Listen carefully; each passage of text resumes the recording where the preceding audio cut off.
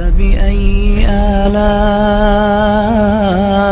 ربكما تكذبان۔ ابو ہریرہ رضی اللہ تعالیٰ عنہ روایت کرتے ہیں کہ ایک آدمی نے رسول اللہ صلی اللہ علیہ وسلم سے درخواست کی کہ مجھے آپ وصیت فرمائیے۔ آپ صلی اللہ علیہ وسلم نے ان کو جو وصیت فرمائی وہ یہ تھی کہ غصہ نہ کیا کرو، لا تغضب،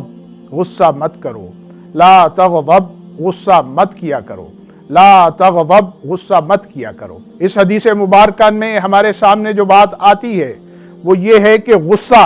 کرنا انسان کے لیے نقصان کا باعث ہے، اور خاص طور پہ غصیلے افراد کے لیے غصے سے آپ نے منع فرمایا ہے اور غصے سے اجتناب کا کہا ہے، اور غصہ آنے کی صورت میں اعوذ باللہ من الشیطان الرجیم کا ورد کرنے کے لیے کہا ہے، اور غصہ آنے کی صورت میں آپ نے فرمایا کھڑا ہے تو بیٹھ جائے، بیٹھا ہے تو لیٹ جائے، اس مقام سے ہٹ جائے، کیونکہ یہ غصہ بہت ساری نفسیاتی اور جسمانی بیماریوں کا سبب ہے، اور ہمارے نبی صلی اللہ علیہ وسلم ہمیں نفسیاتی طور پر اور جسمانی طور پر بہتر دیکھنا چاہتے ہیں، اس لیے انہوں نے ان صحابی کو بھی نصیحت کی، اور ہمارے لیے بھی ان کی یہی وصیت ہے کہ ہم بیجا غصے کا شکار نہ ہوں۔ اپنے